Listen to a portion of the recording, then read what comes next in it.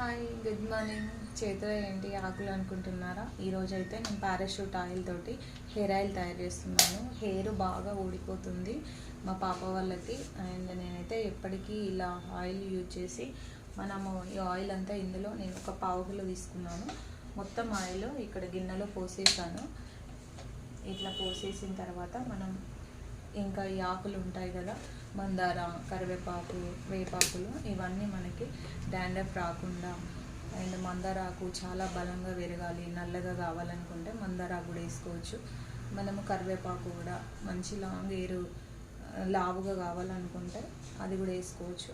And మనమైతే ఇప్పుడు ఒక ఆనియన్ లేదంటే హాఫ్ ఆనియన్ తీసుకోవచ్చు. నేనైతే పావు కిలో ఆయిల్ వేస్తున్నాను, ఎందుకంటే దీని క్వాంటిటీని బట్టి నేను అదొక గుప్పెడు తీసుకున్నాను. అండ్ ఇప్పుడైతే ఇవన్నీ ఆయిల్ వేడెక్కుతున్నాయి కాబట్టి మనం ఇవి ఆయిల్లో వేసేద్దాము.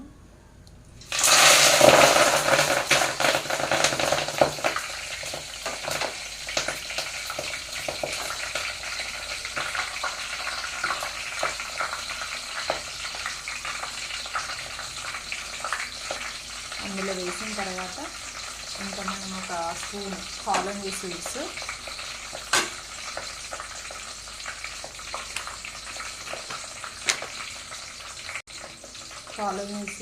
ఒక స్పూన్ తీసుకున్నాను.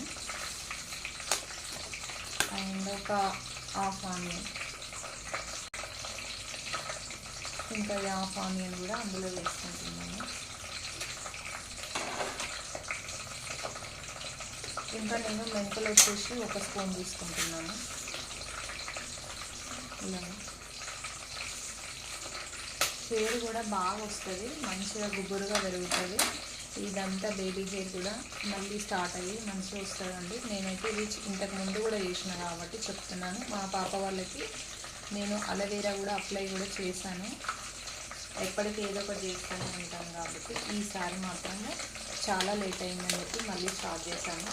ఇది మనము మీడియం ఫ్లేమ్లో పెట్టుకొని కొంచెం కలుపుకుంటూ ఉండాలి.